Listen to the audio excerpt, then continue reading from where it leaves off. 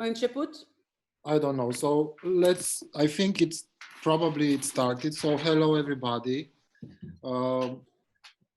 We are very happy to start a new project which actually has some links with the Cine Club that we already started 1 month ago.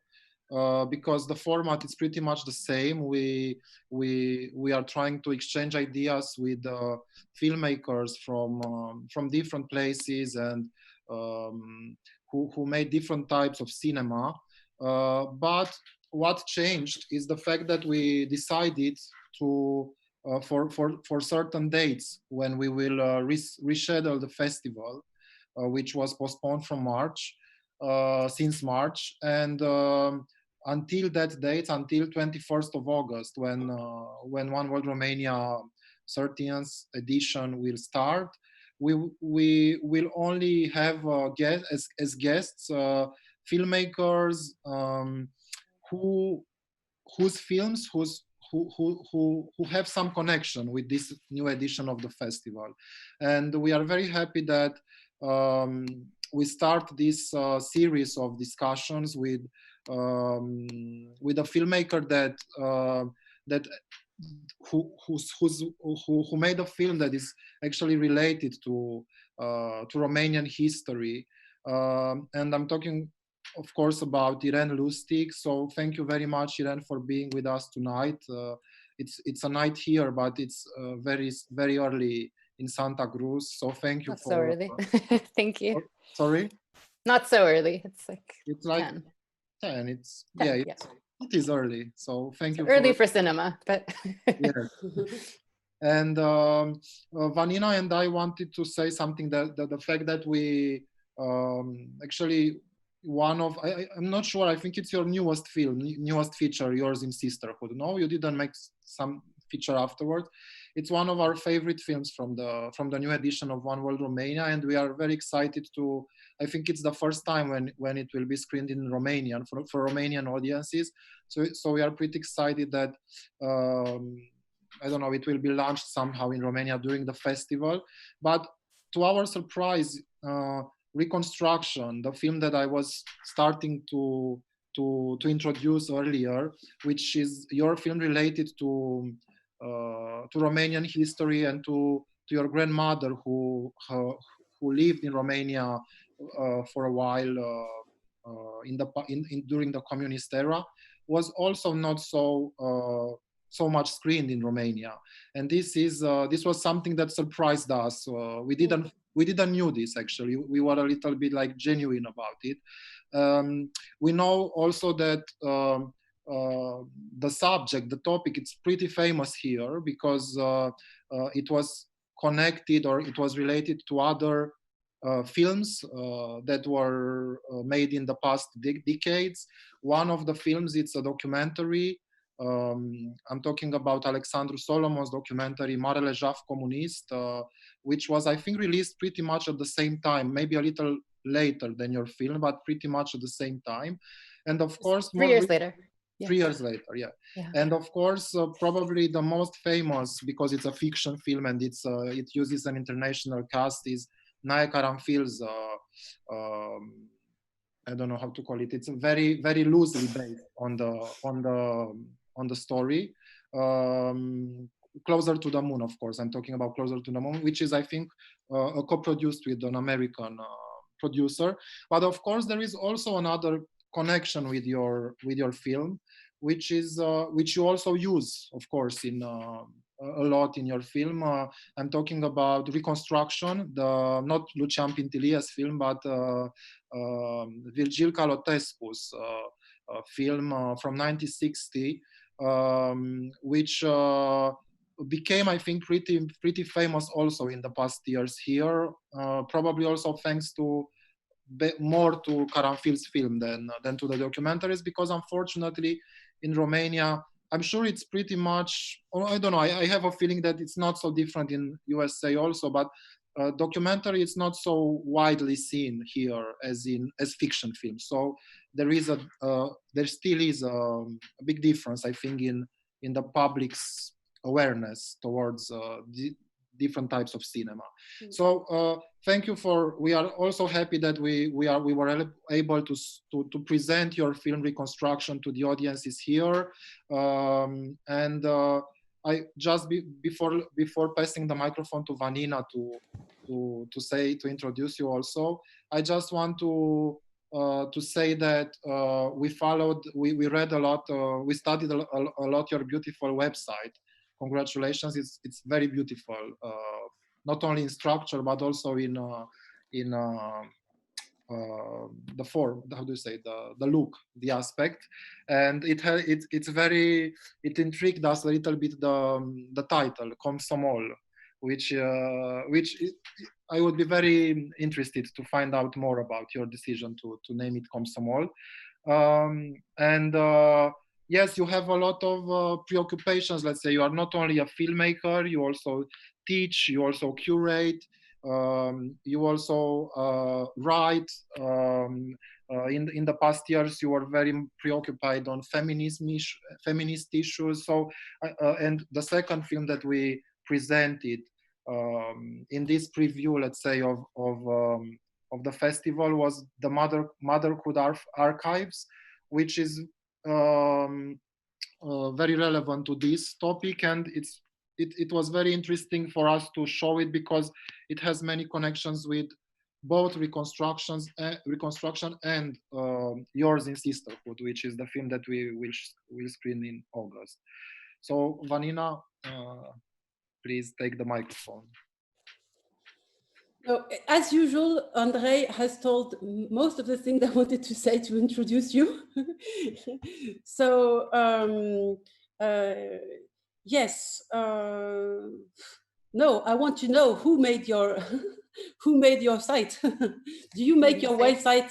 Yes. Okay. Yeah, that's my handwriting. Yeah. Yeah, great. You are very good in presenting yourself. We're going to use the link because it's really yeah. We have seen with Andrei, because we have not seen all your films obviously, but you are working apparently in all the films we have seen. It's linked with an archive work, and could you tell us? Could you maybe start with this, with your relation to archives? Because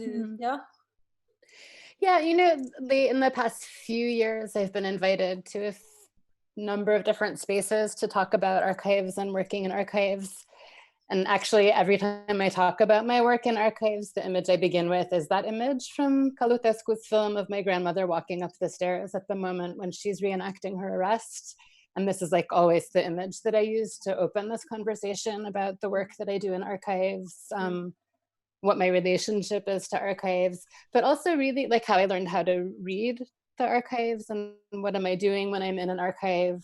So I think for me, so I spent when I was 23 when I was in Bucharest doing the research for reconstruction, and I spent maybe 2 weeks in the National Film Archives, looking at all kinds of films. And at the time, it was quite hard for me to get into the National Film Archives. It was like you needed to know somebody or have connections, and it took quite a long time before I even found a way into that archive. And also at the time, maybe this has changed now, hopefully it's changed.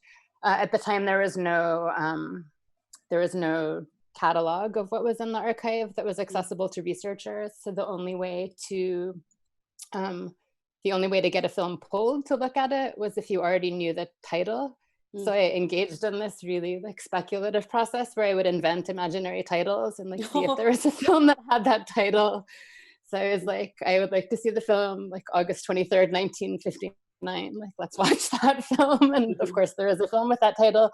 But I spent 2 weeks just looking at films, and of course, including this Călutescu film. But I had this very, very complicated experience encountering this reenactment film from 1960, where, of course, like we all know the kind of history and context of the making of this film, where it's this kind of, it's a propaganda film, it's a government-sponsored film, it's a film that kind of comes out of a particular historical moment in Eastern European communism. but also it's a home movie of my grandmother. And for me, kind of reading the film at these two different levels at the same time was a very profound and kind of moving experience, where I'm kind of both looking at something that's obviously an image of propaganda, where I know my grandmother is kind of being forced to reenact this moment, but the moment she's reenacting is also a moment that my mother has talked to me about, that's kind of this traumatic memory that's really imprinted for her, that is a moment that's, yeah, kind of one of her strongest personal memories. And it's also a home movie, and we don't have, my parents both left Romania in, my father left in 1969, my mother left in 1970. But they both left very quickly, and they didn't bring a lot of things with them. My mother left with one suitcase quite suddenly. So we didn't have like home movies. We didn't have an archive, a big archive of images of my grandmother. So having this propaganda image also kind of overlap and coincide with this image, where I'm seeing my real grandmother in motion, on motion picture film, in her own stairway in the apartment where my mother grew up. I think that was a very profound moment for me. And actually that moment, I think, is kind of, and that encounter, I think, is really what taught me kind of what to do in an archive and what to look for in an archive, and how to be like an affective reader of archival materials, and how to really understand kind of all of these different layers of what are you looking at when you encounter a moving image in an archive. That, right, yes, it's historical, yes, it has a kind of socio-political context, but it's also an indexical image of something or someone doing something in time, and that there's a kind of complicated personal reading as well.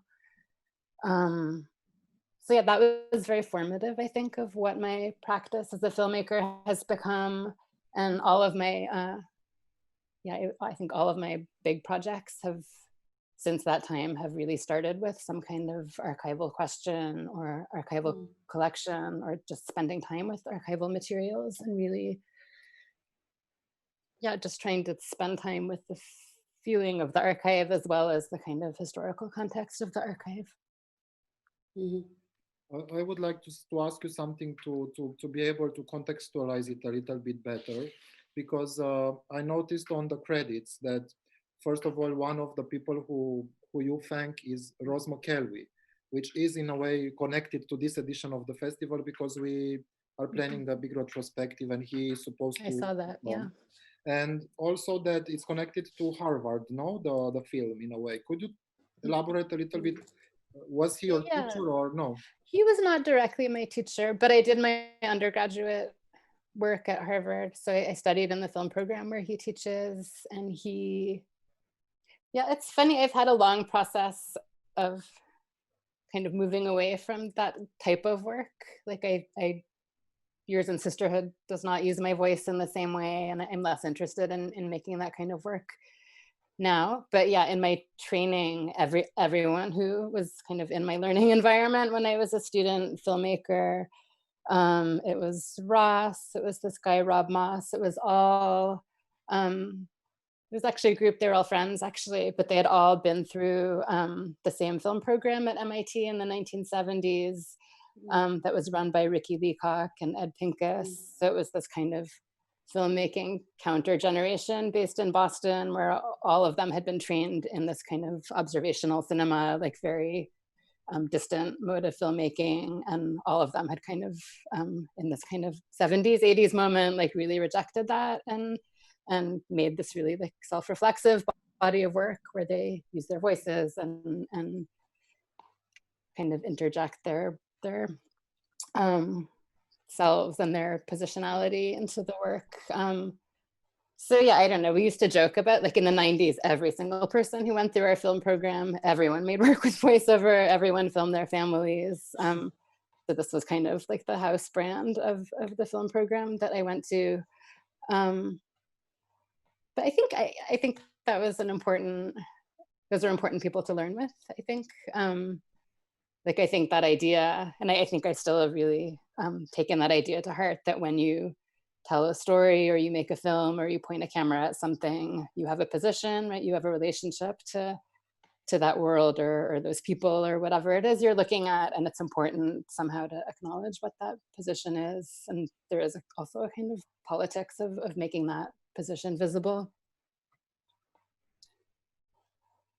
I was asking that because I don't think in Romania there is such a big tradition in documentary, let's say that first-person documentary in a way, and especially in first-person documentary, which also has a connection with the filmmaker's life, because in your case it is a film about about your grandmother that you didn't get a chance to meet. We find this in the film.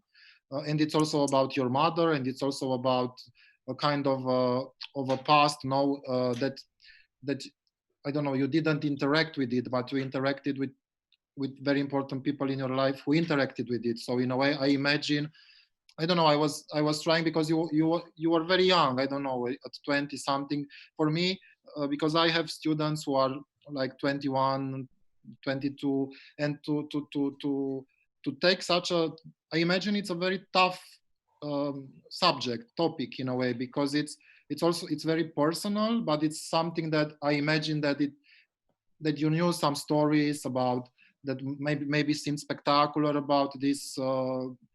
It was the first time you came to Romania, if I understood correctly, in the film. So I don't know, that it's so many unknown territories in a way, and still I don't know, you pushed yourself into it in a way. So I was just trying to visualize the context, because I think it's very important in a way, the cultural context, maybe at that age especially, maybe even more. This is why I was curious about the connection with Rose McElwee and with this more personal and political approach, but through personal issues, because also I had a chance to watch also Ed Pinka's diaries, and they are also very political, although they are assuming. My students hate that film. It's interesting. I mean, there's also these kind of generational. My students hate Ed Pincus's work. I think it's it's one of the kind of, in a way, one of the great films of the 70s. They hate it because I'm just curious. They think it's so sexist. They hate when he films his wife. They hate, it's just this kind of unacceptable like gender politics for viewers who are younger now. And films change, films change, I think, and it's important to let films change depending on where you are in time when you look at them. There are films that I used to teach that I don't teach anymore because they don't feel good anymore.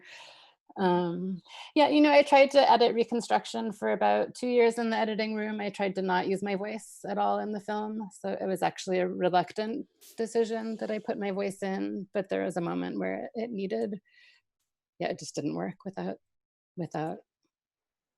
my voice in it. But how was it? Do you remember? You want, if it didn't use your voice, it means that the personal aspect was hidden. No, it was more an objective kind of approach. Like I went into the film interested in this idea of like multiple narratives, or like that it's very difficult to, like that there's never one truth, right? That truth isn't singular, that you can kind of make this kind of complicated narrative through multiple people's testimonies that maybe don't line up or maybe contradict each other, and that in that space across different people, we would kind of come to an understanding of the story. But it never worked. It was the film actually needed my voice. Okay. And it is, I think it is also, again, it is, I didn't grow up there. My mother did, and I didn't.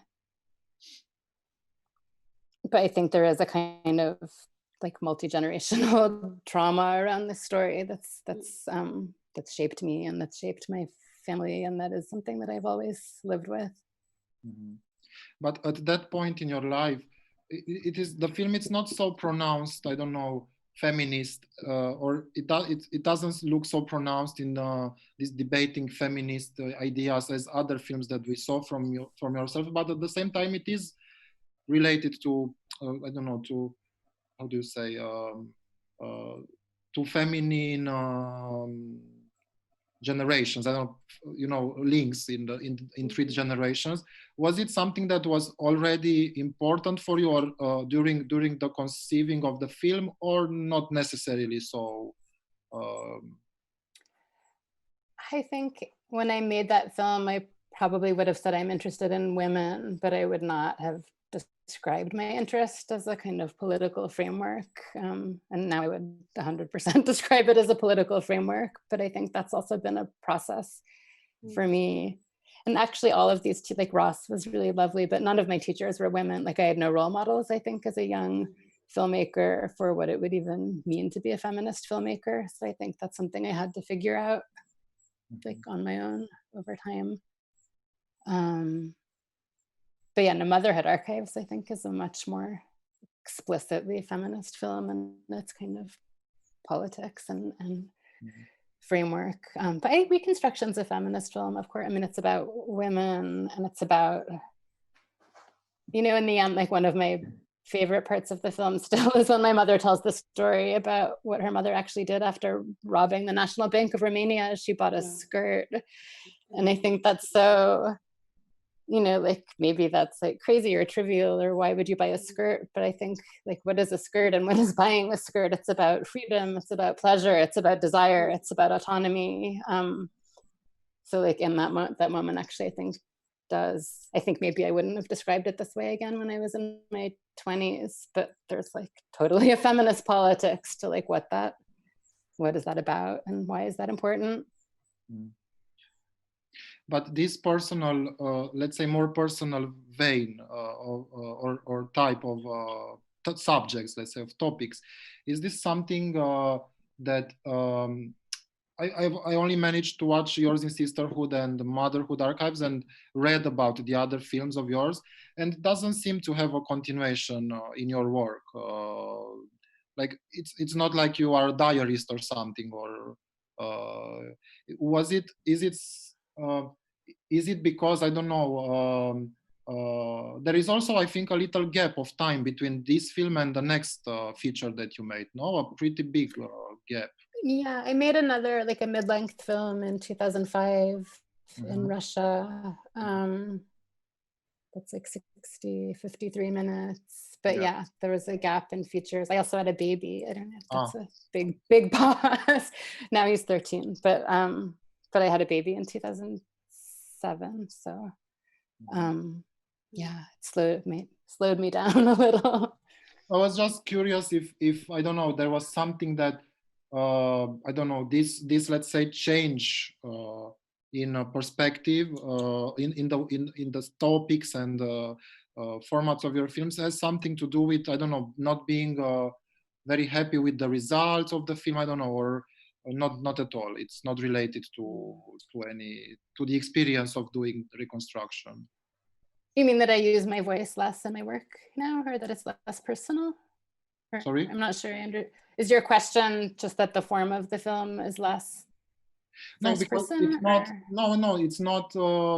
It's not about something autobiographical or directly autobiographical about yourself. Not.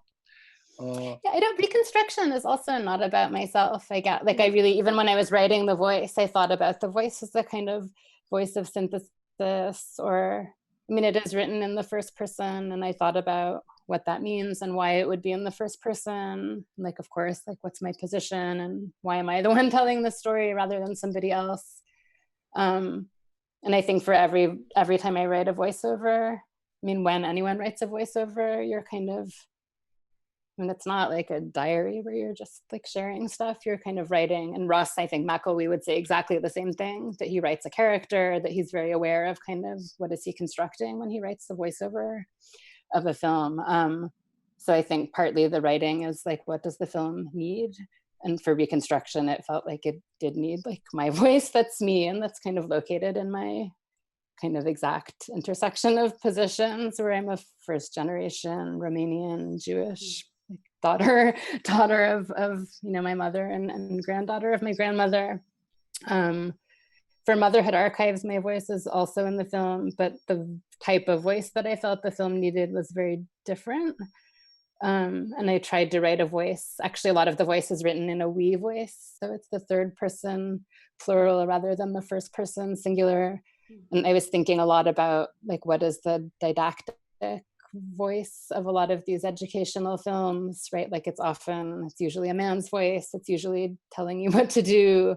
And it's usually addressing some kind of you, plural, right? There's a kind of imaginary audience that's being addressed. So I really thought about how to write the we voice. That's like the voice that responds to the voice of all of these educational archival films.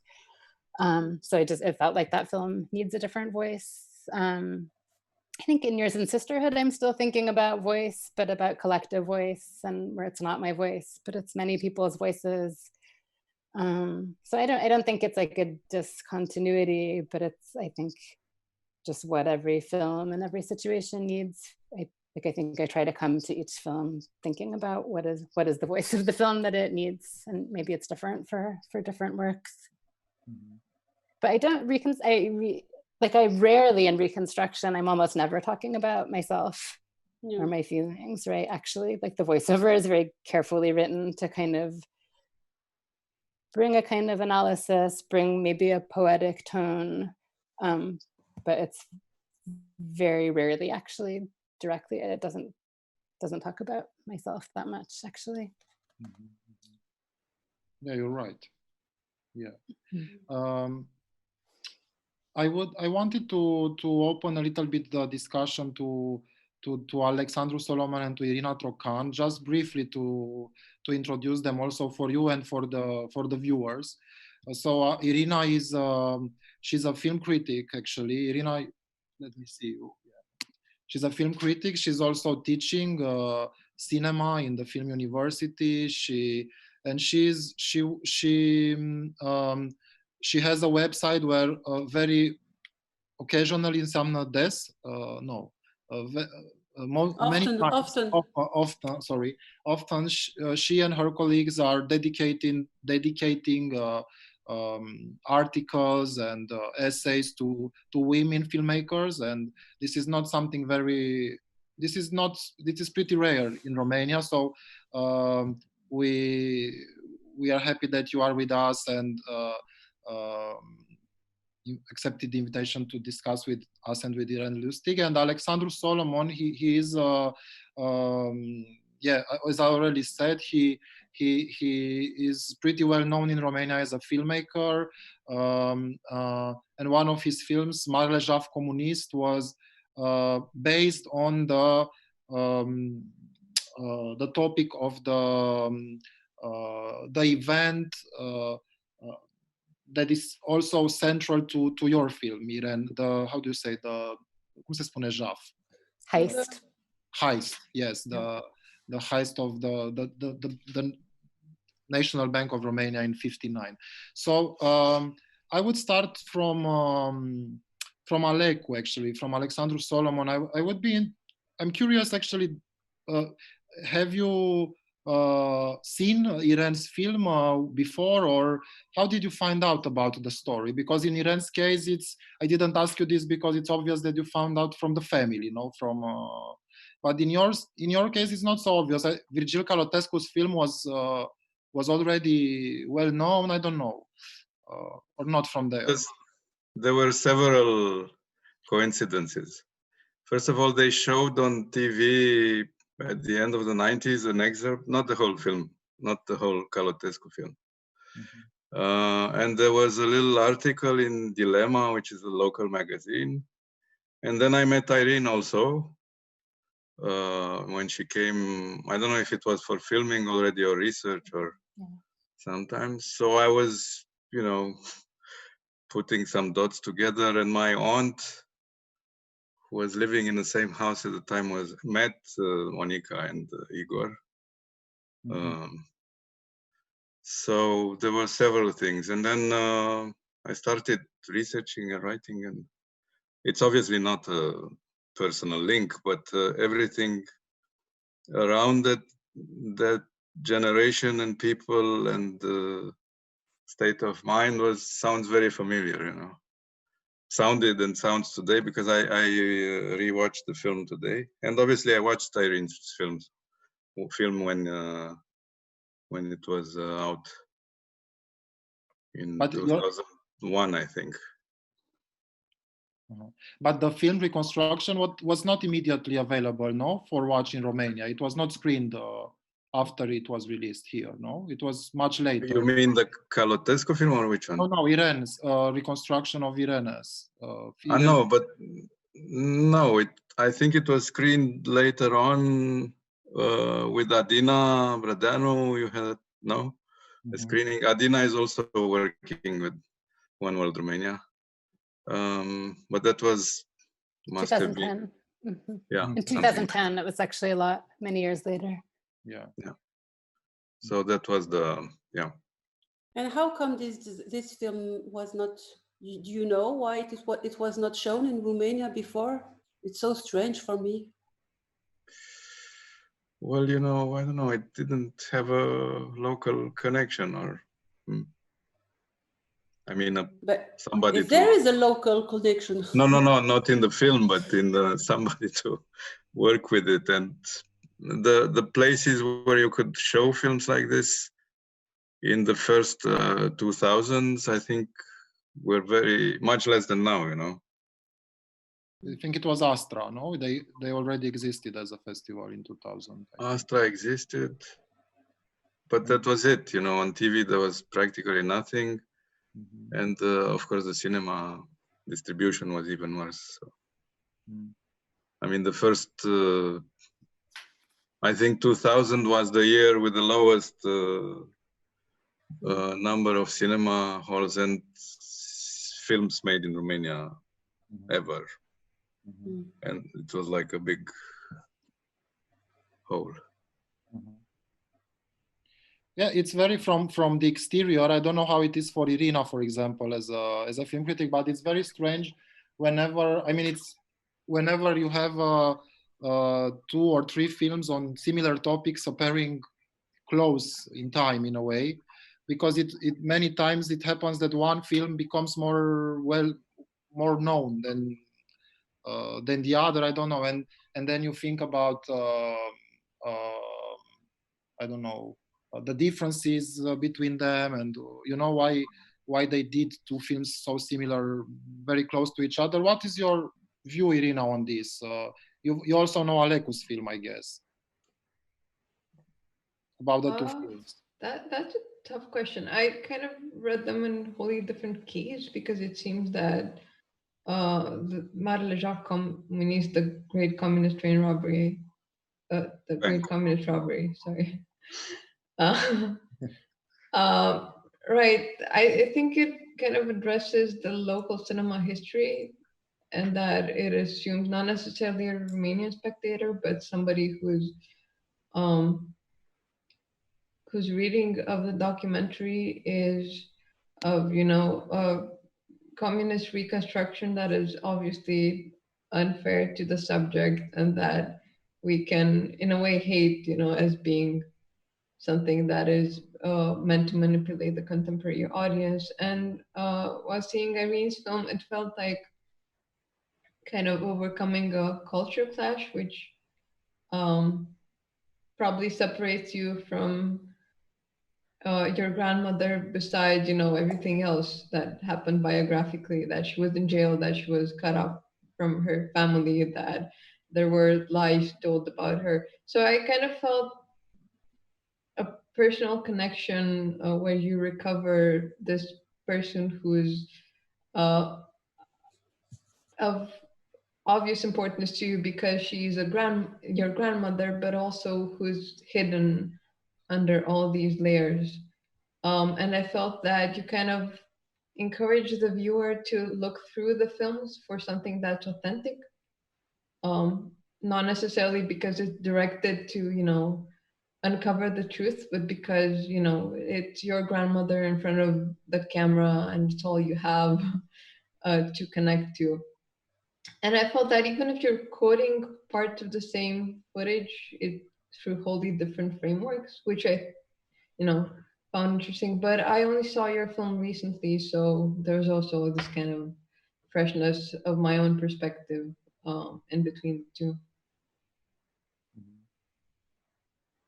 Okay. I'm not sure I understood very well what you said about Aleku's film. in the beginning as a difference?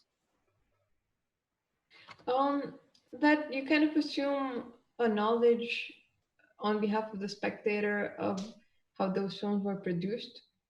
That I think it begins with the voiceover. It's been a couple of years since I last saw it, but I think it begins with the voiceover saying, you know, this is basically the first thriller made under communism, and you kind of are encouraged to see it as a genre film, but at the same time as the genre of film that we know existed, that, you know, convicts were made to basically falsify their own experiences of life, and that it becomes a film of cinematic manipulation. And then obviously the rest of the documentary digs for the truth behind that staging. And I remember it to even be edited, cross-edited to reveal the difference that, you know, the investigators, for example, are very gentlemanly in the film, obviously, in a film made by authorities. And then Aleko interviews the families, and obviously, you know, the way the families were treated and the way the convicts were treated was a lot more brutal and abusive of anything we understand to be human rights in any regime. So, you know, it's a lot, to me, it felt a lot more about the staging and the falsifying of national history than about what can be seen kind of in spite of all the staging in those films. Mm-hmm. Okay, but one aspect that I think it's pretty, I mean, it's in a way, at least in terms of direction, important in both of the films, is the reconstruction of also of an era, the communist era in which the communist context in which this happens,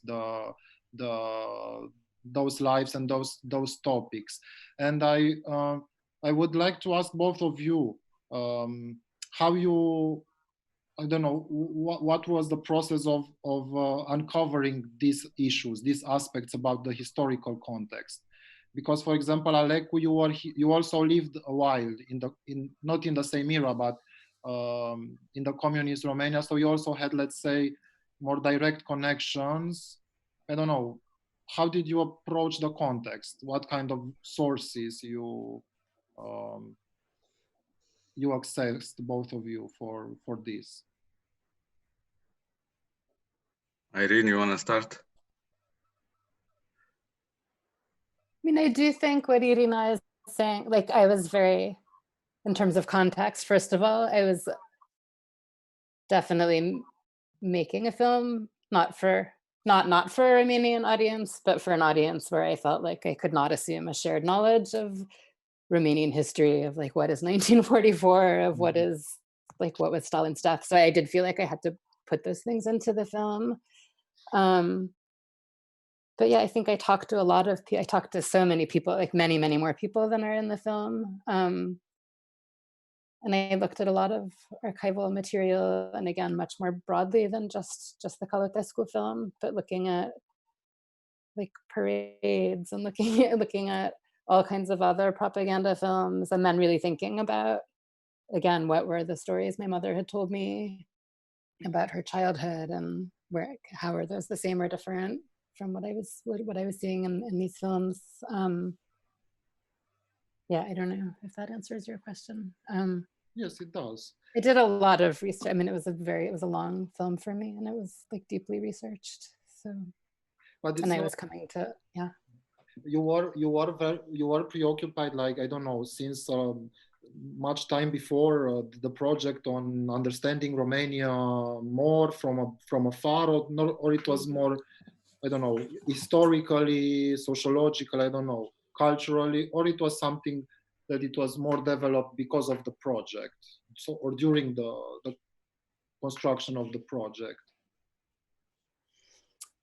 It's a tricky question. I think from before, like, I didn't know a lot of like a lot of the kind of more specific and granular research about like whole 20th century Romanian history, I did not know before I started working on the project. But I had, you know, I think when you grow up, I grew up in a, and I think as a lot of people in Romania did, I grew up in an environment that was very shaped by secrecy, that was really shaped by silence, that was shaped by a lot of things that we didn't talk about. I didn't hear the story from my mother until I was 12, and I can tell you that story later if that comes up, of how she told me the story and why. But she, even in the US, I think carried with her this feeling that it was like a secret. And it's funny, like most of her friends in Boston, where I grew up, she's in a community of other people who are people who've immigrated from Romania, and she had never once spoken to a single one of her friends about this thing that happened, even though they all knew and she knew they knew, but nobody had ever spoken about it. So even in the US, they all carried with them this kind of structure of secrecy from Romania. So I think I recognized that as a pretty young, like as a child. So I was always curious about that and interested in that. And I think I understood from a pretty young age that it had something to do with kind of communism as a structure that had shaped this kind of strange environment that I grew up in. I studied Russian in high school. I went to Russia actually Soviet Union in the last few months of the Soviet Union. So I think before this Romania period, I was already very interested in kind of trying to find ways to understand what was and what was at the time still kind of the end of the communist experience, and how had that experience shaped people my age, people my parents' age. So yeah, I think there was a kind of longer process of trying to engage with kind of Eastern European communism as a kind of ideological structure. Can I chime in with something? I'm genuinely curious. Did you have any type of culture class coming into Romania about communism? I mean, from what you're saying, I can kind of tell you perceive it as something, you know, thankfully past and negative, but it seems that to someone not living in Romania and coming here, it's quite likely that just the lashback of hate on communism from Romanians is, you know, in its first phase is overwhelming. And you have this sentence in a film where you talk about the execution of the Ceausescu that for, you know, most of my teens and even adult life is still celebrated in Romania. It's like, yes, we did it. We beat those bastards. And you're, you know, ambiguous about it as one can or maybe even should be about, you know, basically an execution of two people, whatever historical faults they have. And I was just wondering if, you know, talking to Vladimir Tismananu and whoever helped you research, you were amazed by the intensity of this pushback of Romanians against the recent past. No, I grew up with that, so no, that didn't surprise me at all. No. Okay. You know, my parents hated Romania so much. They had I mean, I really just grew up and they never went back, which is crazy. But my mother didn't, and she's only been back twice. She went back while I was shooting Reconstruction in 1998. After 30 years, she came back once. And the second time she came back was 2010, when the one time that my film screened in Bucharest, and she's never wanted to go back. So I think even the intensity of those feelings, I think were feelings that I also grew up with. And Alec, what about you, about the research? The same question, about the historical context. Well, you know, research is research. I mean, like Irene said, you know, I also met probably the same people, more or less.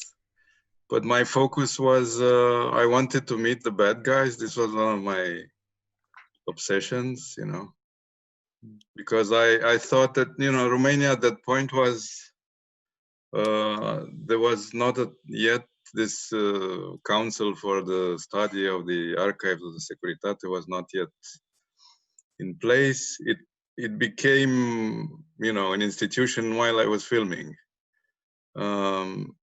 so there was no, I mean, and I felt that, you know, these guys that have done things and worked with the government in, you know, positions like in the Securitate and all this mess had to be, you know, known as human persons that were living amongst us.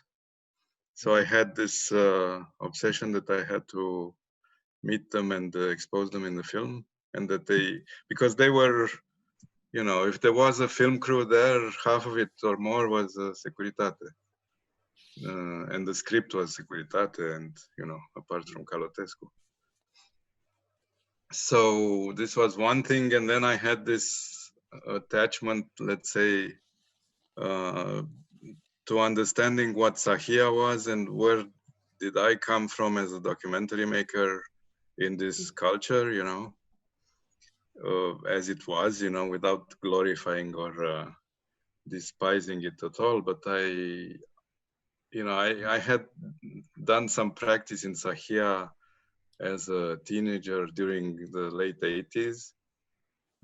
So I had this, you know, and I had an uncle who worked there. So, and I thought that Sahia was such an unexplored world that has produced this film. And this was my second, you know, thread of interest. And then, of course, I went to see the files of the files that are in Irene's film too, that were still with the secret police at that time. When I researched, and then this CNSAS, this Council for the Study of the Archives, was founded, and they moved the whole thing. So when we filmed with Alex Galish, we took him there to see the files. But yeah, when there is, I'm also have a curiosity about this. When there is a film like Irene's, for example, who was, you know, recent when you started the project, no? What's the relation of you as a filmmaker to this? I imagine it would be the same with any films that even earlier films, let's say, how do you say, older films. Is it something, when you know that there is something on a similar topic or on the same topic, is it something that you try to avoid, not to, I don't know, does it, in what way does it function in the construction of the project, if it did, and in this particular case, if it did? Well, obviously it does. I mean, you have moments when you want to drop it, of course, because I think after I met Irene and knew that she was doing a film, I wanted also to drop it. But then, you know, there's always place for films on the same topic. And of course, it's while making it, it may be discouraging at some point, but it just, you know, makes you find your own way. That's the only thing, you know.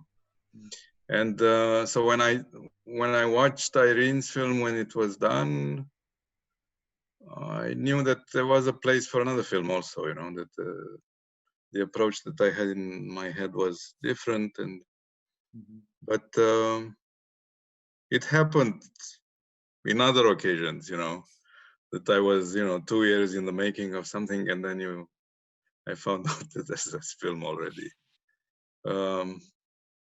Yeah. And Irene, I'm also curious about you, because if, I don't know, if for you, the fact that there were 2 other films that were made afterwards on similar topics, and especially since it has also a connection, a more personal connection, I don't know, I was thinking about Naya Karafil, for example, when it's very fictionalized, you have Vera Farmiga playing your grandmother, no, she, or something that it's, you know, constructed on that. How is it for you? Is it something, I don't know, that creates some kind of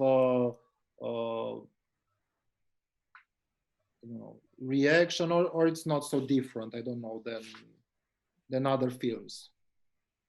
think, Naya Karanfil could have done a better and more ethical job of including my mother in the process of producing and releasing the film. Mm-hmm. I didn't understand what? That Naya Karanfil, I think, could have done a much better and more ethical job of including my mother in the production process of the film. Okay. Mm-hmm. Yeah, the film was very, very, very upsetting for her. Okay. Yeah. But I think he's never been in any kind of contact with her. He's met me and he's seen my film. But he's never made any effort to communicate with my family. Oh, okay. There was a weird, when the film was getting released, there was a very surreal and strange moment where suddenly all of his producers were getting in touch with my family because they wanted us to appear at screenings, like in support of his film. It was like, now here are the real people. And my mother absolutely refused and was very offended because this was the first moment that there was any kind of communication about it. And it was through his producing team, not he never directly extended any kind of, I don't know, it was not the most ethical process. I think when you're making work about real people who are living, it's very, very important to consult those people and invite them to be part of the process of what you're doing. Yeah. Okay. It is. Yes. Okay, so going back to motherhood archives and the way you approach the archives. So the starting point of the film, in this case, it was the I don't know. It was. Can you tell us a little bit about this? Was it the archives, the film archives that you discovered, or what was it? The origin of the project? I had a baby. That was the origin of the project. I did not discover an archive. I made an archive. I really built. That was an archive that there's no building that houses this kind of archive about maternal training films. So this project was really a project where I assembled an archive that didn't exist before and kind of identified this as like, this is a category of film that has ideological content that we can analyze and we can talk about. So I think that was like the first intervention of the film, was even just to say, like, this is an archive that we can look at and talk about and make. But yeah, a lot of the work of the film was just finding the films in many different archives and also on eBay. Like the project started, I was pregnant, and like there are all these books about like how to not be a terrible mother, or like how to give birth correctly. All of these books just like offended me deeply, but also because I already had this background like from Reconstruction, where I had spent a lot of time looking at propaganda films, and like I understand like what is a propaganda film and the way that it's built and constructed. I was like, oh, like I've entered into a universe of like propaganda materials and propaganda films. So I immediately kind of recognized this kind of like terrain as like a propaganda space.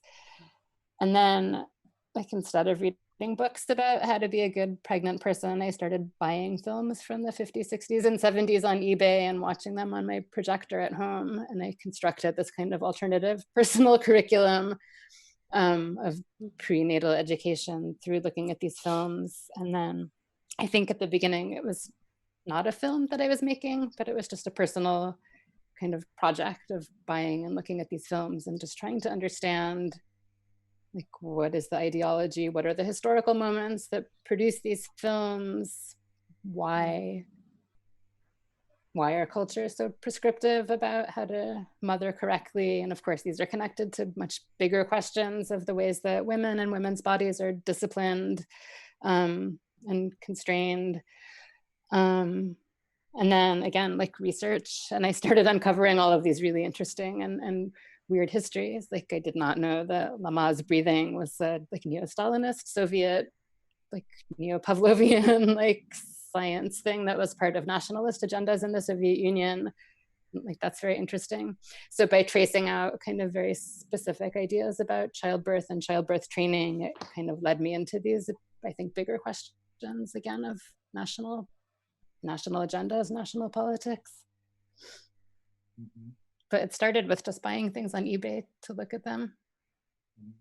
And it was, you had a lot of material from which you edited, like, I don't know, like over 100 films, yeah. Over 100 films, yeah. But the films were short, no? It was not feature films. It was short. It's short. Mostly short, all different lengths. Different lengths, okay. Yeah. And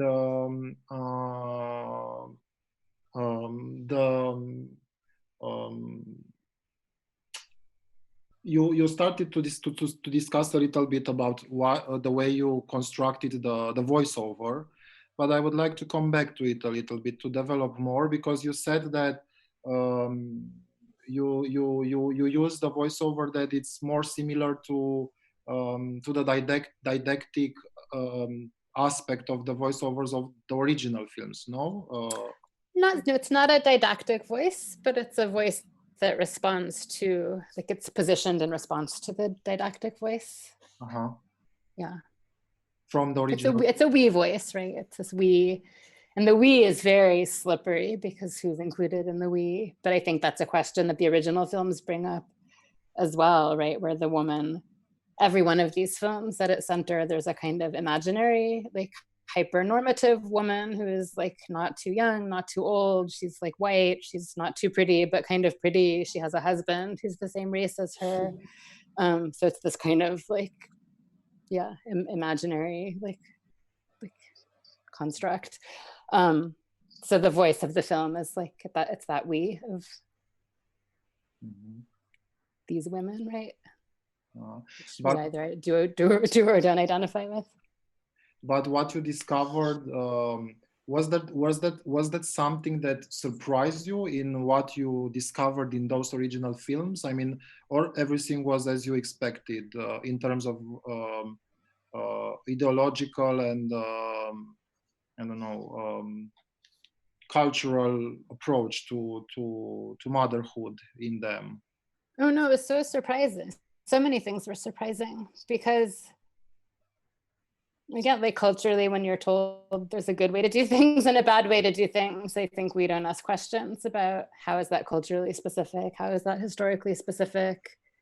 But yeah, Lama's childbirth, I don't know if it was popular in Romania, but in the US, it's this kind of like hippie 1970s, like women's health, kind of feminist childbirth. And to learn that this is like, in its deep hidden origins from this kind of like weird Soviet neo-Stalinist, like anti-genetics, like science moment. That was amazing and very surprising to learn that in 1919, there's a moment where North American feminist women are advocating to like have their memory removed from their brains during childbirth so they don't even remember it. So this kind of extreme push for hyper-medical childbirth, even to the point where like you're taking a memory blocking drug. That was very surprising. I don't know, to learn that the term natural childbirth comes out of like a kind of bunch of Christian spiritualist writing from Great Britain. That was surprising.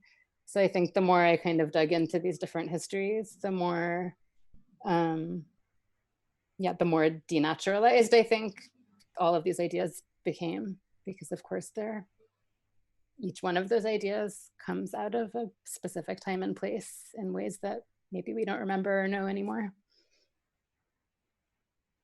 Vanina, I don't want to monopolize the story. So please. No, but you are perfect, Andrei. Go on. No, please. No. No, you want to interfere, please. No, but I wanted to come back to your Romanian film. I love both of them. Okay, if you want me to talk, I go to the Romanian film because I would like to know, how did you? Okay, we know one of the origins, but did you make the big jump because you were in a film school and then you had to do a film and you had this idea and you said, okay, I'm going to go and look for for this history now, or how did it happen that you did it then? I mean, you were very young. I did it after school. You know, the weirdest part, so my mother told me the story of the bank robbery when I was 12 years old, but she did not tell me about the Călăutescu film, even though she knew about it. And the reason she didn't tell me about it was because she thought it was not interesting. Because she's not a filmmaker, and this just seemed like a very random like side fact to her. She did not think it was like amazing. So I think I learned about the film even much later than when I learned about the bank robbery. And of course, as soon as I heard that somewhere in the world there is this film where my grandmother is reenacting this moment, yeah, then I was like, I have to find the film and I have to do this. I was finished with school. Okay, so after school. So it's really knowing that this film was existing that it sparkled something. No, you know what happened? Actually, no, I told my mother, I was like, I want to make a film about your mother and the bank robbery. How do you feel about that? And then she said, I think somebody else already made a film about it in the 1960s. And that was when she told me about it. But yeah, after I heard about that, I became super driven to make this film. And although I didn't know if I would be able to get the film, I didn't know if it still existed at the point when I started. And again, like Aleku said, it was still such a culture of secrecy where all of these things were still hidden and not accessible to the public. And it was not both the secret police files and the whole National Film Archive and that film specifically, it was all very unclear what their status was and if I would be able to look at them or if the film still existed or not. And so you started to look for the film from America, or you decided to go and because how long did you want to came to Romania? Almost a year. No, I moved to Bucharest. Like I understood to make this film, I have to be immersed. I have to learn Romanian. I didn't speak. My parents never spoke to me growing up. So I understood, but I had never spoken. But yeah, I was like, I have to live there, learn Romanian and really put the time into like understanding where I am and what this place is to make this film. So it was it was almost a year. Yeah, so you really jumped into the unknown, and it was the way was as important as the result. I mean, the path you were, you know what I mean.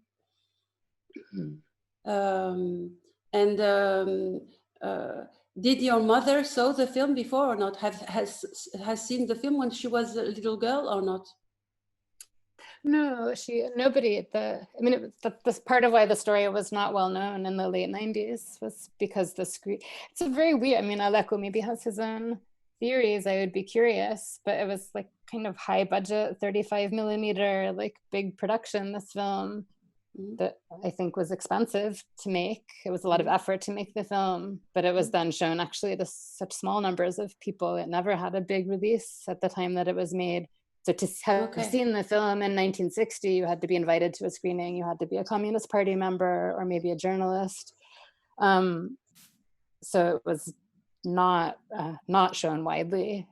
And the way the screening was extremely controlled, like who could even come and see the film at the time. So yeah, my mother had never seen it,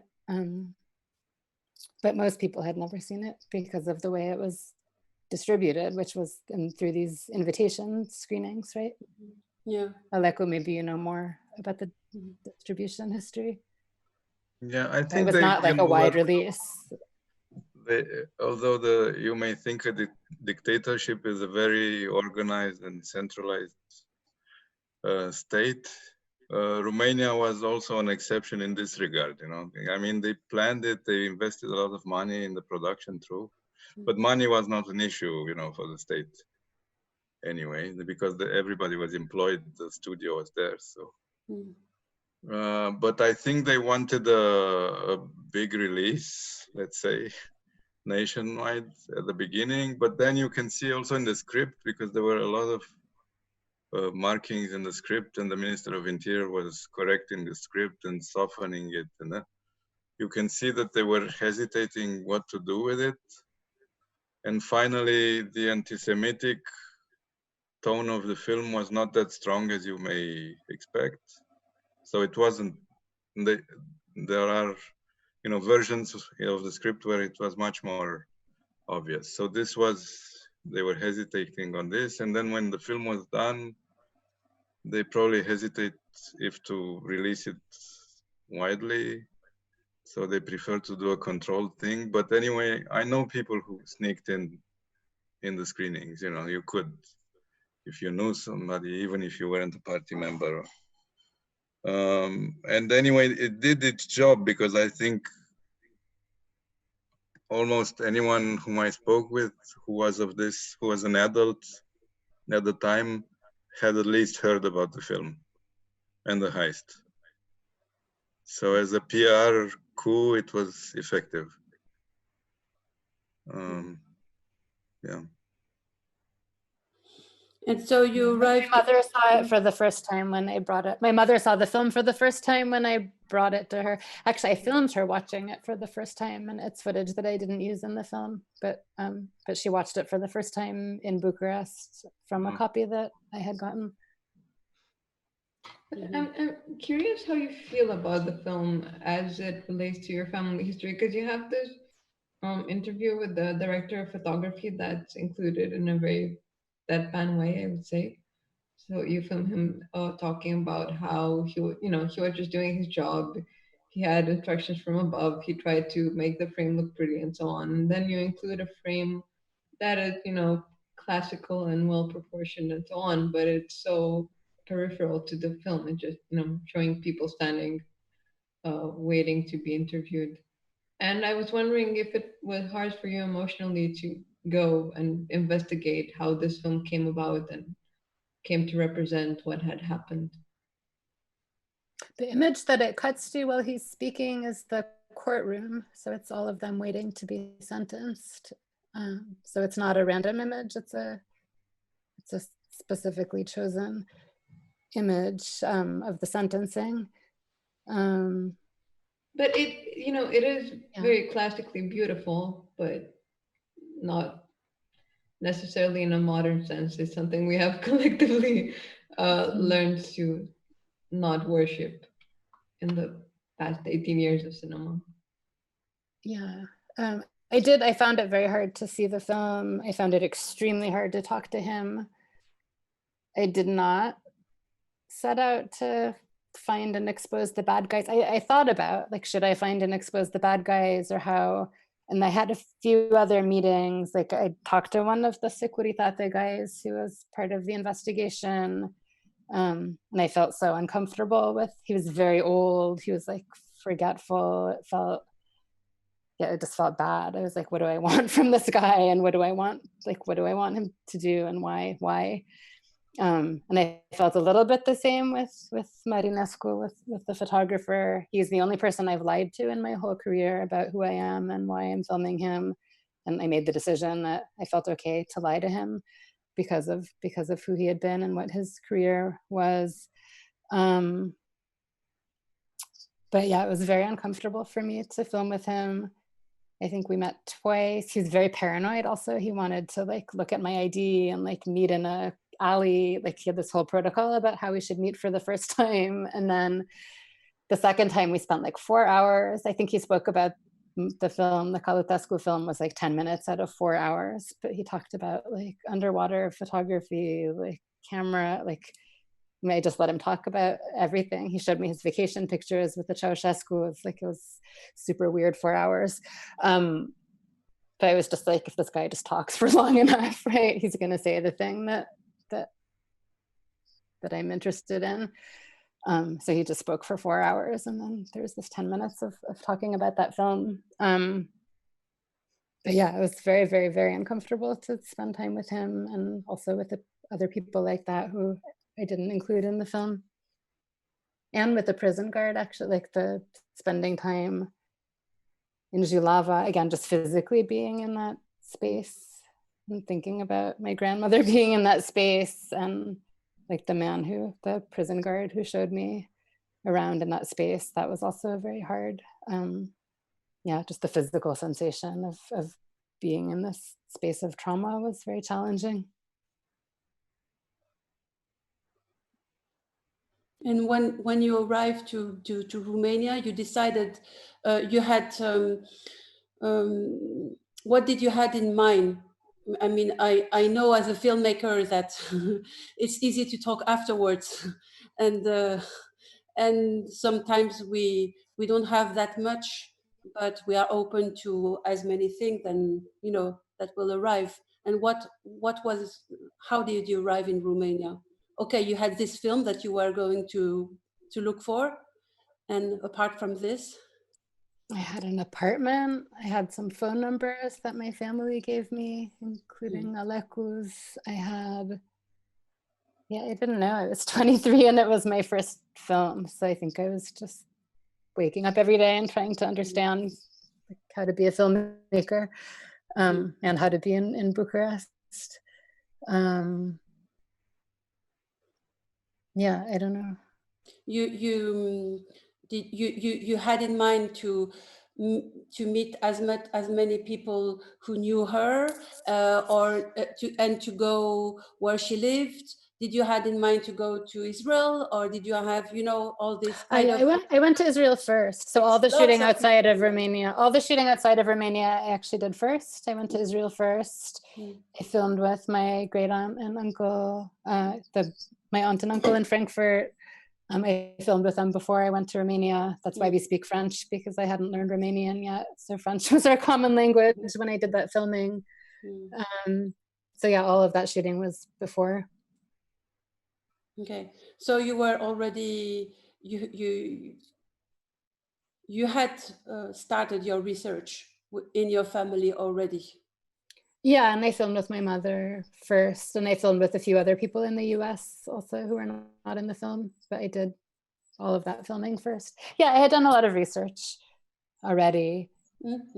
I had done a lot of research already before I got to Bucharest, but really all of the logistics, like how to get to the archive, how to get to secret police files, like I had no information about that when I arrived. I had to figure it out. Yeah. And it took 6 months. I had to call people every day with my really bad Romanian on those really bad phones and just write all of those cere. I learned how to write a cere, like a good Romanian request letter. But yeah, it took many months, and it's just like everything. It's like you had to find the one person who wants to help you, and it took a long time to find that person. Yeah. I would also like to ask the others who are together with us if they would like to because I think some of you saw reconstruction, and maybe you waited very patiently and kindly for 1 hour without without saying anything. But maybe if you would like to address a question or to say something about the film, I think it would be interesting to find. Some of you I already know. I think Victor, for example, he is also a very big cinephile, and he's also film critic. He's Romanian origin, but he lives in France, and study in France. And Maria, for example, she studied documentary filmmaking, in Sweden, I think. It was cinema studies, but yeah. Cinema studies, yeah. Yeah. And Simina, I also know you are in Belgium now, Simina? I don't remember. And yeah, I'm in Brussels now. Brussels, and you also worked. You have some an interesting past with archives, also. Yeah, although I come from a different field, so I actually do have some questions or comments. But just to introduce myself, I'm a historian and a museum curator. But I'm a historian of recent history, so I'm always very interested in this kind of explorations. I just saw reconstruction now. Can you hear me well? Or okay. So I just saw reconstruction now, Irene's film. I saw Aleku's film a long time ago when I was still a history student, and actually it was very, very important for me. So it's a connection that's important. It's a story that actually I think about a lot of time in my research and also in my museum work. And actually, I wanted to thank you, Irene, for this film. I'm still very touched by just seeing it, like an hour ago. And I feel that a part of the puzzle for me, it's put there because I always wondered after I saw Aleku's film about this woman that is in the film, about Monica. Who was she? What was her story in a way? And it was very rewarding to see your take on the story, because of course we will never know her story from her perspective. But this is something that I think we lack a lot in, I mean, generally, but even more in Romania, women's stories, and also told by women, which makes it very different. I think it's a very delicate, intimate take that's, I don't know if it's feminine or what it is. But what I wanted to say was first that a character that was very touching for me in the movie is your mother. I think she's really one of the main characters, and I could see her transformation from not really thinking about her mother and her mother's story towards the end, where she actually retells the story. So she really talks about her mother in a very elaborate and touching way. And I really like the ending where you kind of re-edit this whole reconstruction film with the music of Yves Montand and your mother's. It really kind of, yeah, it's a sort of, I like the word, yeah, it's not revenge, because there is no question of revenge, but it's a way of setting things right in a way for this woman, for these people. And one of my question would be, maybe it is too personal, but I was wondering, how do you retell this story to your child? Because you mentioned that you have a 13-year-old child, and I was wondering how you transmit this story. How do you talk to him now that he or she is 13? So the age when you were first acquainted to this story, and how does it resonate with him? I was also wondering how your relationship with your mother changed or did not change or transformed, let's say, by doing this movie, because it seems something very powerful there between you two. I also had a question about audiences, which maybe I will take a bit of time to explain. I think that when this movie is seen by a Romanian audience, we have some prior knowledge that makes us see some things and maybe not see others. So all this context that we have about Romania, about communism, it makes us see things. And since you mentioned, there was talk about, for example, the way we see the interrogation scenes in Calotescu's movie. For me, this is very hard to see, because I know that Securitate investigation was not conducted in that way. And for me to see it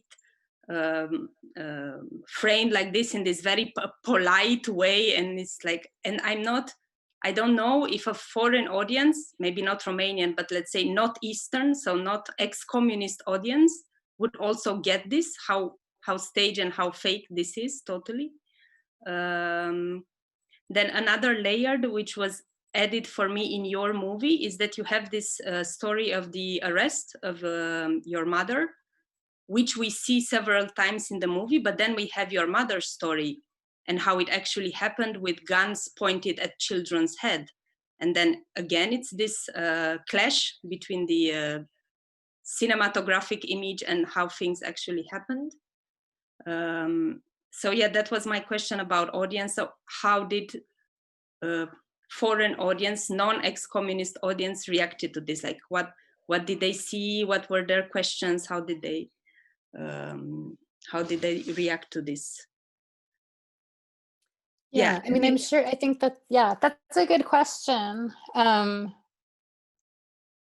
mean, I think that's right, that I think a Romanian audience or anyone from communist Eastern Europe would see different things in some of the archive than a Western European or a US audience, for sure. I think that's okay. You know, like I think a film is an unstable text, right? That circulates. Like once you make it, you put what you put into it and then it circulates. And I think different audiences and also over time, different time periods, people will see something, see different layers or see different things. And I think that's okay, right? Like a film is an open text that changes over time and changes with context and changes with whoever is encountering the film.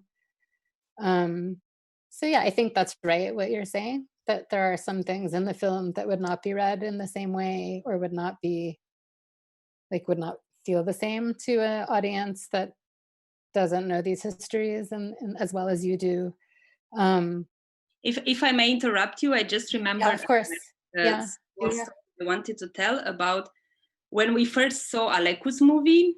It was I was at the Central European University in Budapest, and it was screened during a class that was led by a German director. I don't remember his name. He was a very strange guy, but it was a mixed audience. But the discussion that we had afterwards was actually a quite heated debate, because this guy, so the German director, really claimed that this was a mockumentary, what you did, Alex. So he could not be convinced that these things actually happened. And then in the movie, you have these questions about, okay, what actually happened and what was staged by, but not the basic fact that something happened like this, and he thought that it was all staged. He thought it was a mockumentary. It was like, this is what I say when I talk about audience, that sometimes people can get really wrong. Yeah, but I don't want to control, like I believe in the like I think audiences are, I really respect my audiences, and I think people bring who they are to a screening, and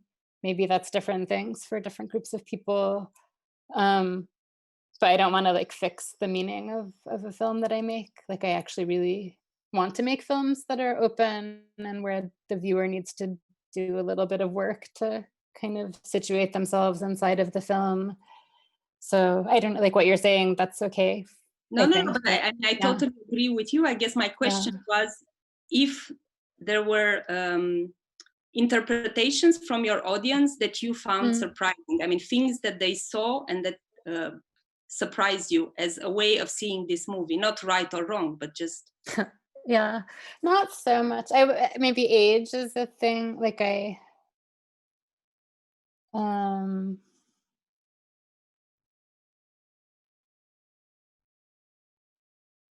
not so much. I mean, I think it's been interesting to hear different audiences kind of think with the film in different places.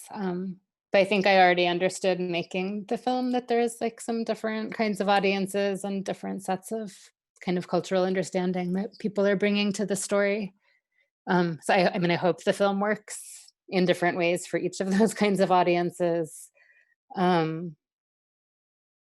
Yeah, with my son, it's never been a secret. So he's known his whole life about this bank robbery. And I think his relationship to it is completely different from mine, because he both doesn't feel the trauma around the story in a way that affects him personally. And it's never been a secret for him. So I think he both really doesn't understand it, doesn't understand what is the heaviness of this story. But also he's always known about it. But it's interesting. My mother's brother, who lives in Israel, he did not tell his children until they were in their 20s. So I think and they're much younger than me. They're 15 years younger than me. So I think there's this kind of, in my mother's generation, really holding on to the idea that it's very, it's a secret. But yeah, my son has always known. But I think he thinks it's maybe what's hard to communicate to him is kind of what is the seriousness or heaviness of the story that seems so far away from his life. And what was the other? Oh, my mother. Yeah, I think our relationship did change through working on the film. I think for her, actually, we had this one screening in Bucharest in 2010. And I think that was like actually super important for her, that she came back and that she stood up in public and that she talked about this story. When all of this happened, when her mother was arrested, she was kicked out of school for 1 year. So she wasn't even allowed to go to school because she was an enemy of the state. When she was 14, her brother was sent to an orphanage for a year. Like it was very traumatic. Like there were children, and I think for my mother to be able to feel like she could come back to Romania and stand up in a room with lots of people and be like praised and welcomed and like applauded for telling her story, I think that was a very moving and important moment for her. And I think that that's really the end of her story, is not just the process she has in the film, but then what it felt like for her to see the film with audiences, and to be able to kind of be public in that way about her story. Yeah. And now it's been so, like, now when I look at the film, when I watch reconstruction, I have to say the whole film to me, it just looks like my mom is so young. Like that's all I see when I look at the film, is how young she was. She's 76 now, and she's very, again, things have changed a lot. But now it just feels like a record of my mother 20 years ago, which I'm happy that I made. And all the people have died. All the older people, every one of them has died. Like that whole generation is gone. My great aunt and uncle both died. My great aunt actually committed suicide a few years ago in her 80s, but all of the older people are gone. Vanina, I think you were saying something, but you are on mute. We didn't hear you. Okay. No, but I was thinking, I don't like when the public ask me this question, but I want to ask you this question about my films. It's not how did this film change you, but obviously making this film was a very long personal journey with you, with what you have inherited from this traumatic history, and also beautiful story, and in your relation with these people you have filmed, and the relation with your mother. Yeah, can you tell us about this a bit, if you mind? Maybe that's hard to answer. I mean, I think anytime you make a film that takes a long time, this was a 5.5 year project. So I think it's just a psychological process of really working through something. So I think when a film is finished, like, a film is finished when you feel like you've worked through, like you've moved through it, right? So I think I did that. I don't know, I lived in Bucharest. I spent time in the place. I really spent time with my mother. I mean, it was a big process, I think, that I did, and I think I felt like I had exhausted that process at the end, and that's good. That's when a film is finished. I don't know if I'm answering your question. Yeah. But how was it to because it was the first time you went to Romania? How was it to be in this real Romania compared to the? I mean, you were in a real Romania with the exiled Romania, but it was another Romania. Yeah, it was very weird for me, actually. My parents had such a bad relationship with Romania and with the language. So actually the only context where I heard Romanian as a child was my parents fighting with each other. That was like their secret language for arguing. So like if they're speaking Romanian, it was like something bad was happening. So my experience even of the sounds of the language were like so private and so personal, and it's like a language in the kitchen that's like for secrets or for arguing. So I don't know, even like hearing Romanian on the news was like so weird, like just encountering Romanian as like a public shared language and place that's real and that's ongoing and that still exists, I think was quite surreal for me, because I had such a personal, like Romanian is like the past, it's over there, it's a secret, and it's in my kitchen. So I think like, yeah, I had a kind of encounter with it that was, yeah, it was strange. Speaking of encounters, I found the scene with your grandma's neighbors very moving, especially the way it's built up, that, you know, you Who's travel talking? through the city. Irina. Irina. Oh yeah.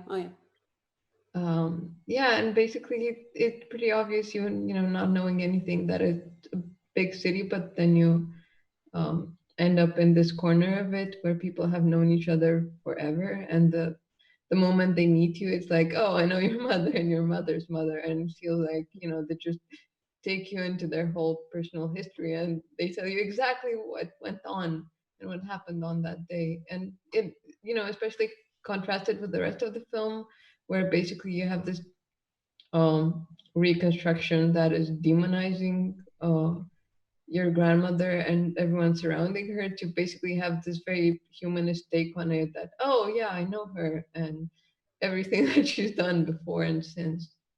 I found it particularly moving.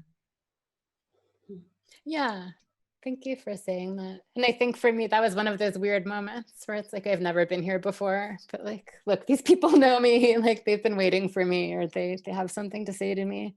And I think I had a lot of moments like that of kind of phantom encounter, where like I've never been here, but I have been here, or I know this place, or these people know me. It's also very nice that they mistake you for your mother. There's this confusion, you know, who are you? So, and they're probably more inclined to think it's your mother because, you know, you're her age at that time, or. So, but also what I want to say, it's, I mean, you can feel that because you were asking about research and how was it, and I think that everything that is said in the film is so right that you never feel that it's somebody who never knew Romania before, and this is a real accomplishment apart from the other qualities of the film. And also, it's not only a record of the, when I watched it now, I realized it's not, you're saying it's a record of your family in a way, and of your mother, and time has passed again, and you know, you have reconstruction, Calotescu's film to show your grandmother's face, and now you have this one for your mother in a way. But it's also, for Bucharest, it's a picture that is showing the Bucharest that is gone. You know, I was stricken by this, watching it recently, that this, you know, this is a kind of city that, you know, here and there you can see it, but it's strikingly different now. Not necessarily for the good, but it's different.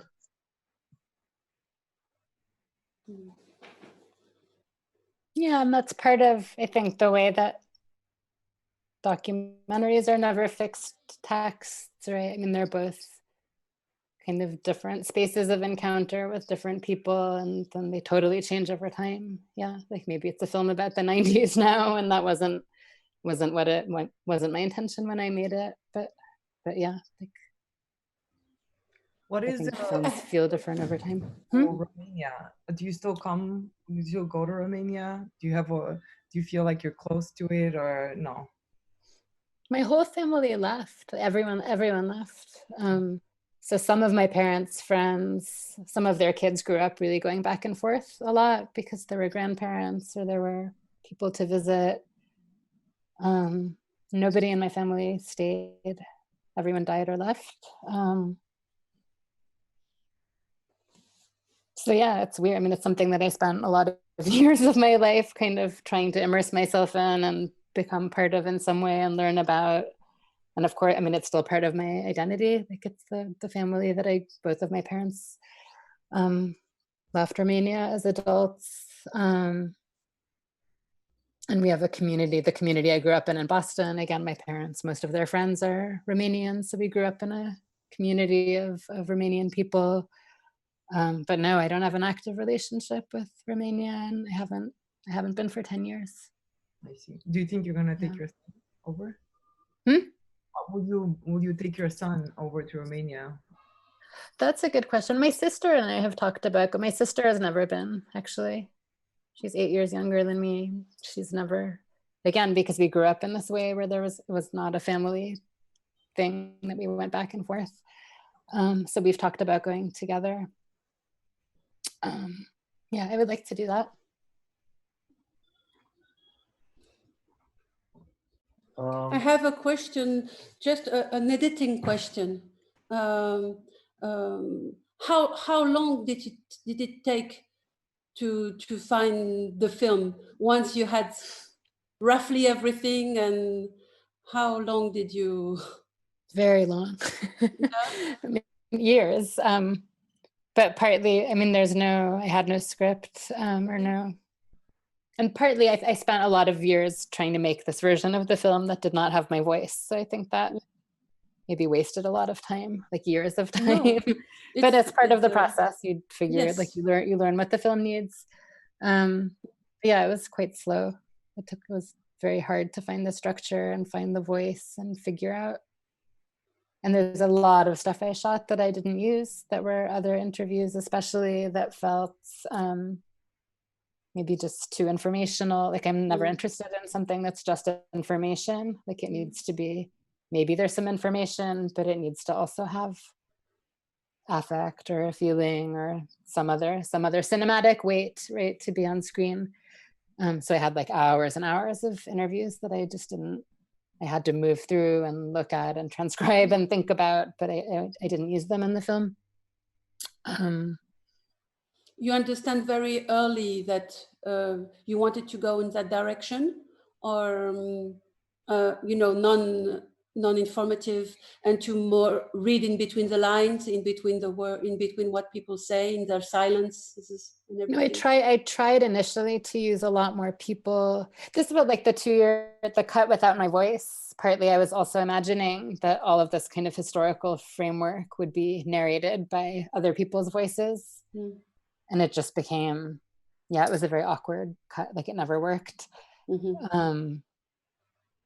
And then at a certain moment, like I had to understand in the structure, part of what I had to understand actually was what is the minimum amount of information that I can put on screen, but still the film kind of makes sense and you understand what you need to understand to make sense of the story. So yeah, even like how much Romanian history do I need to put into this film, assuming especially that maybe in the US or in Western Europe, people know almost nothing about Romanian history. So like what's the smallest amount of information I have to put in?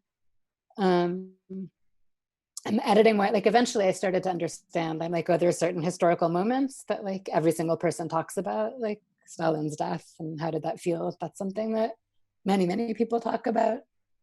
So if I'm able to identify like 3 moments in history that are like turning moments or like points that are important, and I just put those in, maybe that's enough information. But I think a lot of the struggle in the edit was with the voice, but also how to give enough information, but not more information than necessary, because I don't want to waste screen time on information.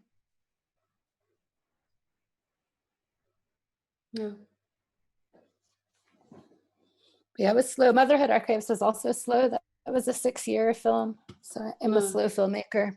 Yeah, I know. Yours in Sisterhood was fast for me. Yours in Sisterhood was like 3.5 years. That was really fast for me. Although it seems like something that took a lot of time to research and to find all the people, no? Because yours in Sisterhood, because I think most of the people in Romania didn't have a chance to watch it yet. But it's not in official screenings here. It is based on letters written by women in the 70s and sent for a mainstream, for the first mainstream feminist magazine, no, which was called Miss, and basically you film a lot of women, contemporary women from different places in USA, reading these letters. So my first, I wouldn't like to talk too much about the film now, because maybe we meet again when we will screen it, or I don't know. I don't want to spoil it before the festival. Before the festival. Yeah. It's just that it's so, I don't know. For me, it was, it seems very simple and clear as a structure, and you would, as a spectator, it's very. I question myself why I found it so spectacular, because while watching it, and I don't mean spectacular. By spectacular, I don't mean. It felt like a thriller in a way, like it happened to me the same. Like I was wondering what will happen next. I think it's also because from time to time, it's not only it's not the same from the beginning until the end. Beside the fact that the stories are not the same and they are very complex and different, it's also the fact that from time to time you film the reactions of contemporary women, and also from time to time there are the same person who wrote the letter reacts to something from the past. But it seems like a very complex. For me, it seemed like probably I was wondering how many letters you read, and then how many women you met. I don't know, and how you chose them. By what criteria, let's say. Maybe I shouldn't talk about it too much if people haven't seen it. But yeah, I filmed 300. I filmed with 300 people, okay. And there's 28 in the film. So yeah. But this is a project that started from the magazine, no? Or started not? in an archive. Yeah, it started with those letters, which I knew had been saved, which is quite unusual for a magazine to save all of its letters to the editor that were not published, but they had not only saved them, but donated them to a library. So I was able to look at all of them. And the magazine is, sorry for being ignorant, but it's not, I don't know it too much. Is it very famous in USA or by Yeah, it's interesting. My students have never heard of it. It was so extremely famous, but in the 70s and 80s. So I think like my age is, I'm in my 40s, right? My age is, I think, the last age that maybe grew up with having this be like a household name that everybody knew the magazine. It's still published, but it's very small. It's published like 4 times a year instead of every month, and it's mostly online. It's just become invisible, I think. So my students have never heard of it. Younger people don't. It's not well known anymore, but it still exists. But it doesn't have this huge presence that it had in the 70s and 80s. And for you, it was important. Like in your development, this magazine, even though you were not, you didn't live back then, but I don't know. Yeah, no, it's interesting. So really it's my mother's generation is the generation that this film is kind of drawing on from the archive. I'm born in 1974. But my actual mother, like, no, I don't think she would not call herself a feminist. She did not read Ms. Magazine. Because she was Romanian and an immigrant and from a different cultural context, I think she did not at all personally identify with North American feminism of the 70s and 80s. So yeah, no, not at all. I mean, I think I grew up aware of, like, in the culture that was kind of formed by that moment of American 70s feminism.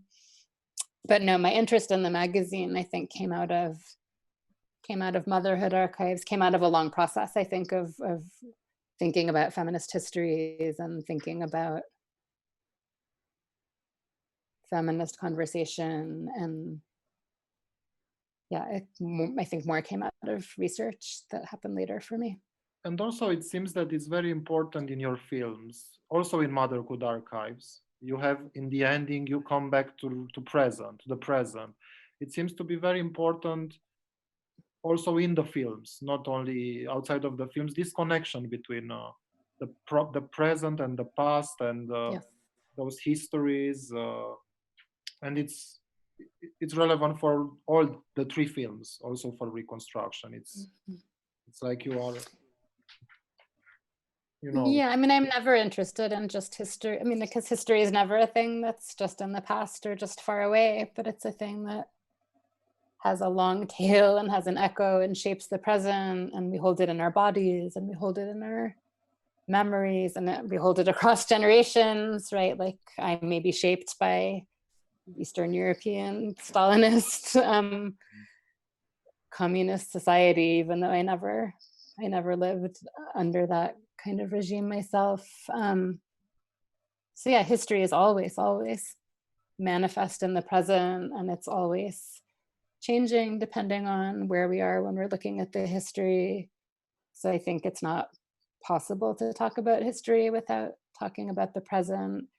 And I think whenever I'm making a film, I'm really in different ways in different projects, whether it's looking at an archive, whether, you know, in Years in Sisterhood, you never see the archive, but you see the archive in people's bodies through the way that they read an archival text. Maybe it's in landscape. The film I'm working on right now, the new film I'm working on right now, has a lot of landscape. So maybe it's in different ways, but I'm always looking for ways or spaces of thinking about how do we see the past in the present.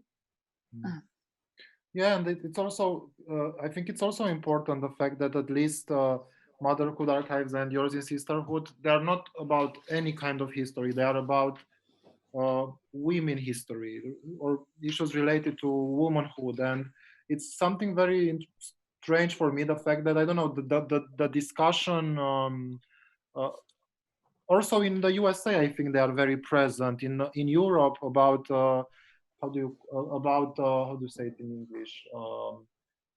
Banning abortion and all this. You know, they are quite recent. I think they became very widespread after your film was released. No, the film was not released in a context that in which these debates, at least here. It was a coincidence that, so while I was working on the film, nobody was talking about women.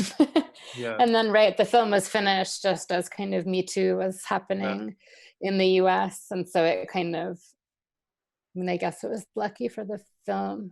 I was making this film anyway, but it did get, I think it got programmed more because of you the are moment talking when about it was Yours in Sisterhood. Yours in Sisterhood, yeah. Motherhood Archives was extremely difficult to program. Actually, nobody wanted to show it, and programmers were also not shy about telling me that motherhood is a niche topic that's only interesting to mother, that it's like very marginal, that the audience is very small, which is amazing. Like birth and death, I think, are the two topics that are 100% universal, right? That every human being has some kind of relationship with.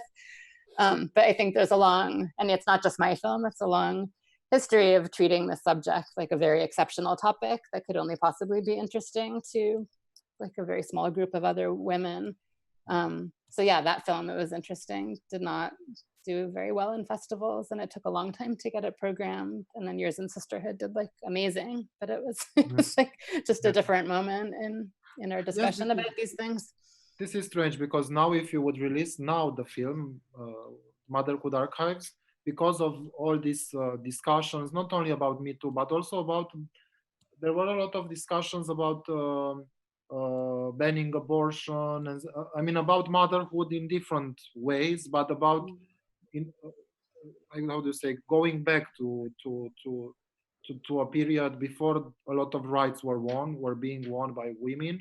So I think now it would be very actual, very, how do you say, you know, it's a contemporary topic. It's very debated now.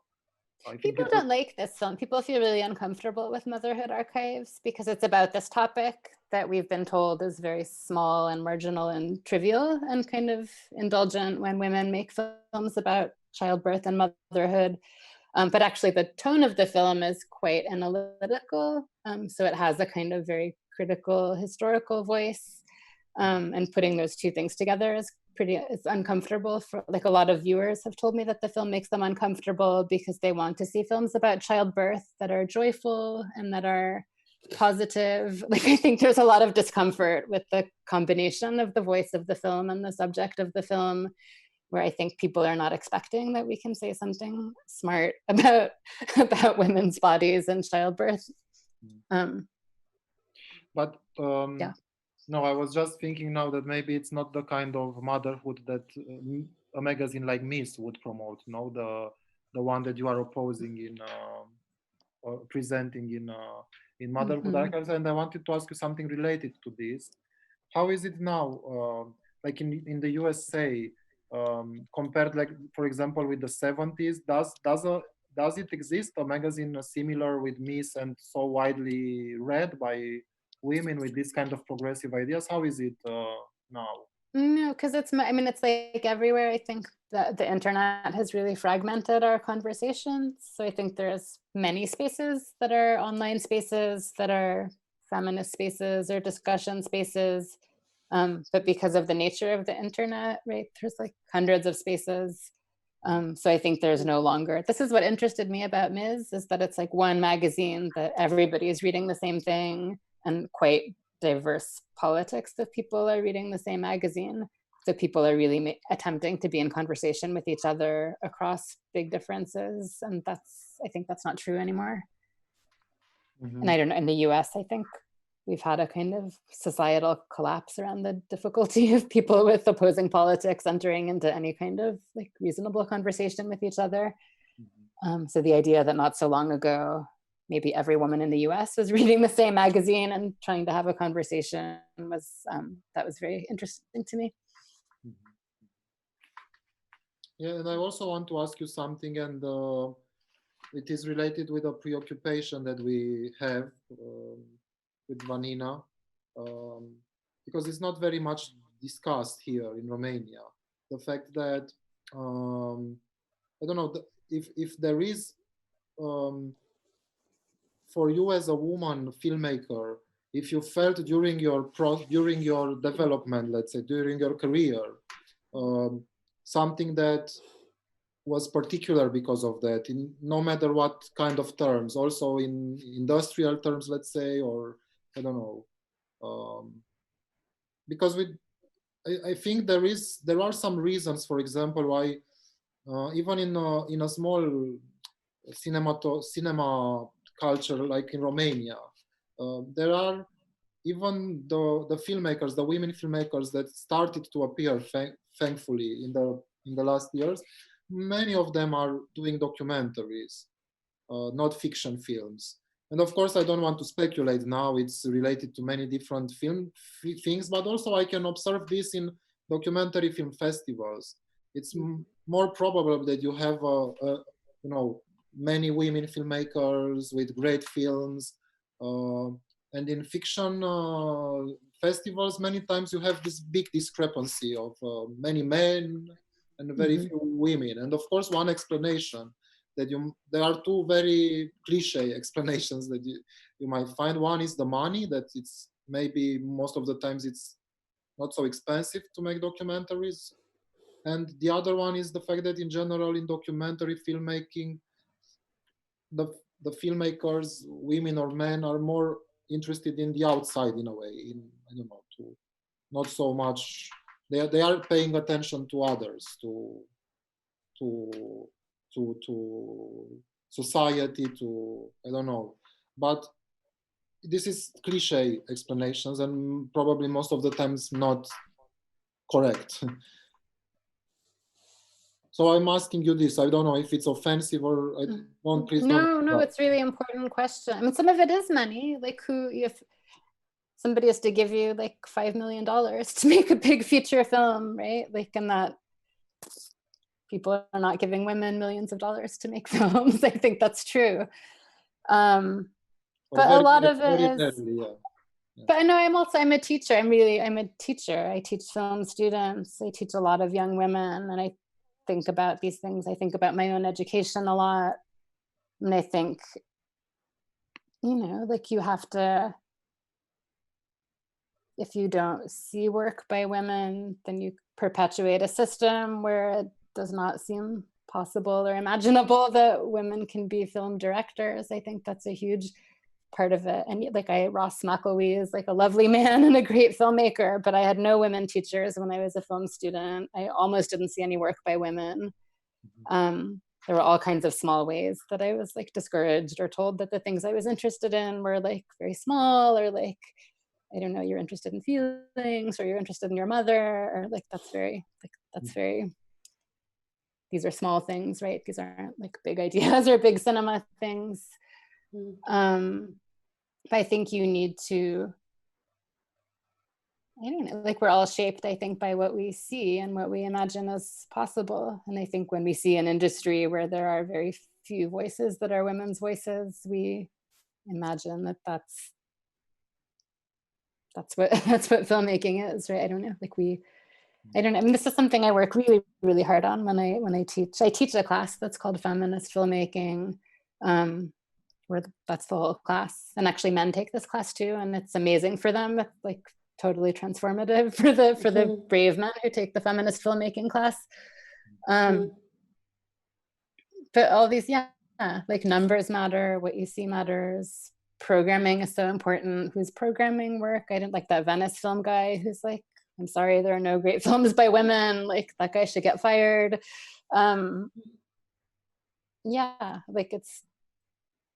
it is about kind of what's in the world and what gets lifted up and what gets seen and what gets talked about. That is part of helping to open up the system. And it's not just women. In the US, it's also non-white filmmakers, right? They're the same kinds of issues where there's like, it's very, very white filmmaker dominated, especially in the feature film world. So yeah, whose stories do you lift up? Whose stories do you take seriously? When you're learning and when you're a young person, do you see examples of work made by filmmakers who look like you, that help you imagine that you yourself could be someone who tells stories in the future?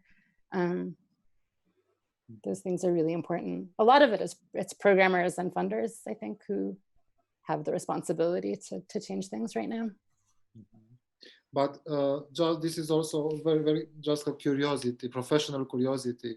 What kind of filmmakers do you present to the students? I imagine it's only women, no? Women cinema, or no, in the feminist class.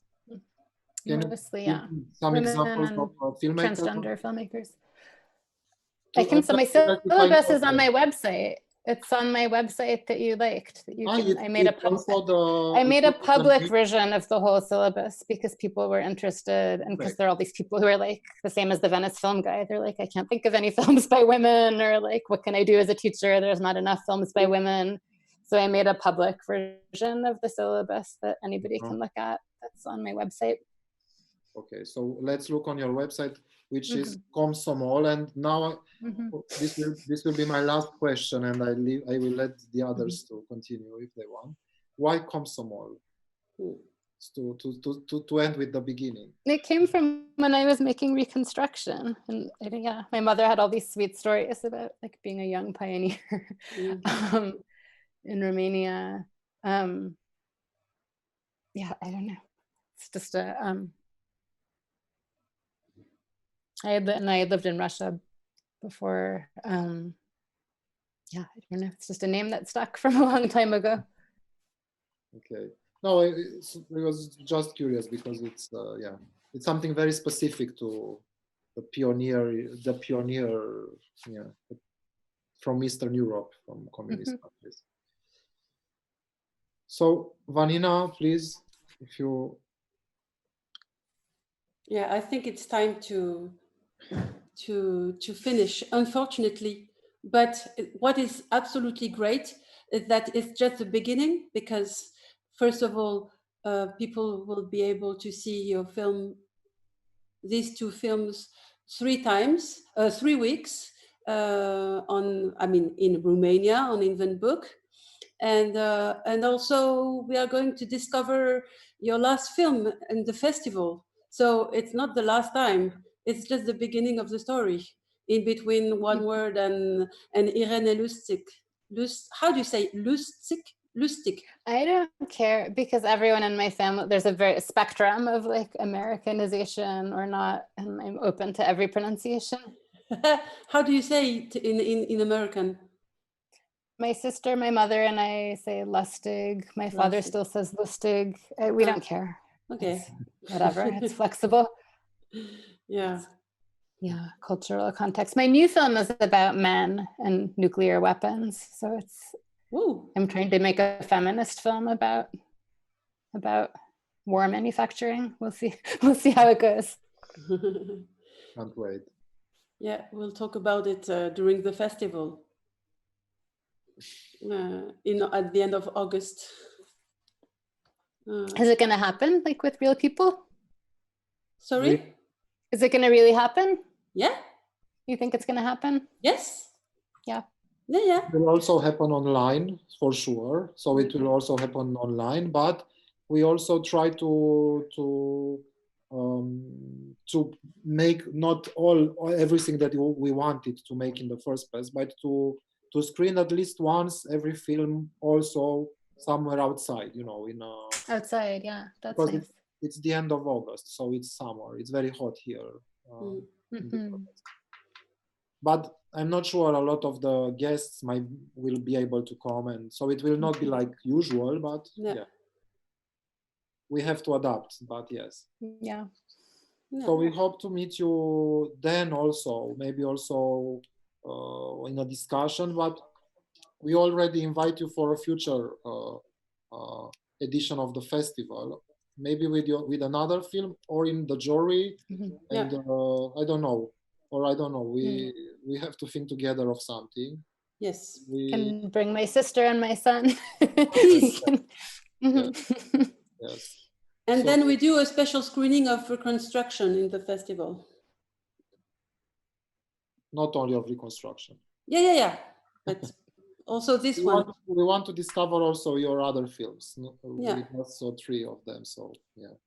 So thank you very much for being with us. It was a very big pleasure for us. And thank you, Irina and Aleku, for joining, and all the others. Maria, Semina, Teona, Victor, Sebi. Thank you for organizing this. And that Daniela wrote me to tell me that she had to go to the demonstration. So she left us, but it was just before, because her friends were waiting for her in the demonstration in New York.